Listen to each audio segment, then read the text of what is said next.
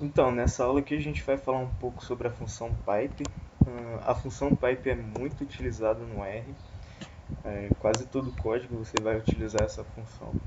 E o que que ela basicamente faz?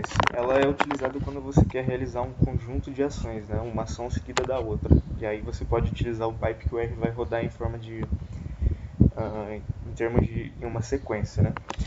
E aí já a gente explica isso melhor. Mas o que que acontece? A função pipe ela é de um pacote que chama esse pacote aqui MagriTTR. Ah, esse pacote ele também está dentro do Tedverse e o Tedverse é um pacote que a gente utiliza muito mais no R, pois ele carrega vários outros pacotes mais completos, né? E já esse pacote MagriTTR ele só é especificamente para o pipe, né? Então eu acho que quase ninguém utiliza aquele pacote. Toda vez que a gente vai utilizar o pipe, a gente utiliza o pacote Tedverse, né? Porque ele já vem com várias outras coisas. E nessa aula aqui a gente também vai usar o pacote Gapminder, que ele simplesmente é um conjunto de dados para a gente poder estar dando os exemplos do uso do pipe. Então, já na primeira dica aqui sobre utilizar o pipe, sempre que você for colocar ele, ele deve ter um espaço antes dele e geralmente depois dele ele deve seguir por uma nova linha depois. A gente fala geralmente porque se você for executar um código que tem apenas uma ação e não pretenda aumentar isso depois, você pode até vir colocar essa ação na mesma linha que o pipe. Então, para a gente partir, por exemplo, prático aqui, a gente vai fazer o seguinte: vamos supor que a gente queira criar um data frame que a gente vai chamar de dados, e nele a gente vai fazer o que? A gente vai acessar o Gapminder que a gente carregou aqui. O Gapminder simplesmente é um pacote de um conjunto de dados que tem no R com essas informações. Então a gente acessa o banco de dados aqui e, bom, a gente dá o pipe.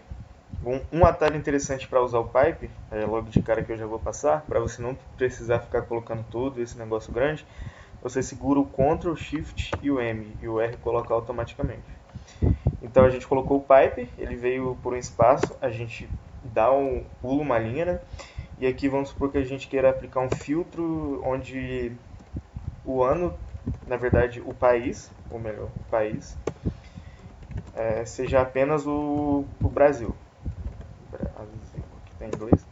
Então aqui a gente já vê que ele já cria um novo data frame, apenas com o país Brasil e as outras informações, né? O que basicamente o pipe fez aqui? A gente fez primeiro uma atribuição aqui, né, de dados e o que essa atribuição vai receber. Ele vai acessar o Gapminder, o banco de dados, aí depois vai dar o pipe. Depois disso ele vai aplicar o filtro para filtrar apenas o país Brasil e aí ele vai atribuir tudo isso ao dados.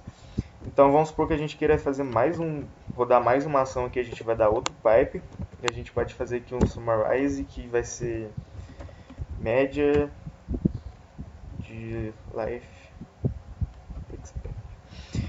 A gente vai querer criar um novo vetor que vai ter esse nome aqui, média life expect.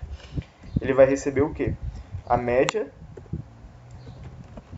da expectativa de vida ali do nosso banco de dados.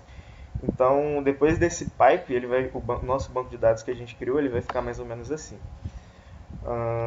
Vai receber simplesmente a expectativa de vida do nosso país Brasil, já que a gente filtrou, fez tudo antes, né?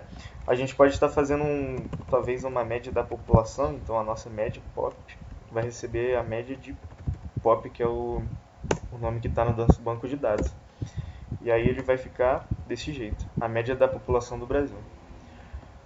Então o pipe é basicamente isso, você vai rodar um conjunto de ações, né, para facilitar a sua vida, né, para não ficar rodando depois roda outra e vai atribuindo. Então o pipe consiste em basicamente isso.